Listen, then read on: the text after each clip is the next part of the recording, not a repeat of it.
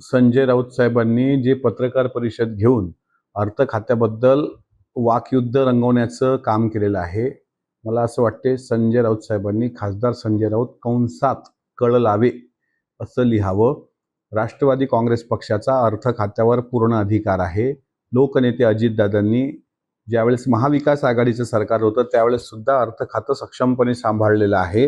राष्ट्रवादी काँग्रेस पक्षामध्ये दादानंतर सुनेत्रा वहिनी अत्यंत खंबीर आहेत. पहिलं अर्थसंकल्पीय अधिवेशन असल्यामुळे मुख्यमंत्र्यांनी ते आपल्याकडे ठेवून घेतलं होतं. पण आता राऊत साहेब जे सांगतात की कोणी सक्षम नाही, तर याच पक्षामध्ये दिलीपराव वळसे पाटलां साहेबांसारखे ज्येष्ठ नेते आहेत ज्यांनी अर्थ खातं उत्तम पद्धतीनं सांभाळलं.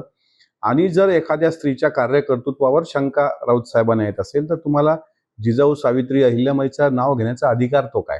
म्हणून मला असं म्हणायचं आहे की खंबीरपणे देवेंद्रजी, एकनाथराव शिंदेसाहेब राष्ट्रवादी काँग्रेस पक्षाच्या सोबत आहेत आणि आम्हाला हा विश्वास आहे की ते खातं राष्ट्रवादी काँग्रेस पक्षाकडे होतं. त्यावर राष्ट्रवादी काँग्रेस पक्षाचा अधिकार होता. अत्यंत सक्षमपणे राष्ट्रवादी ते खातं सांभाळायला तयार आहे.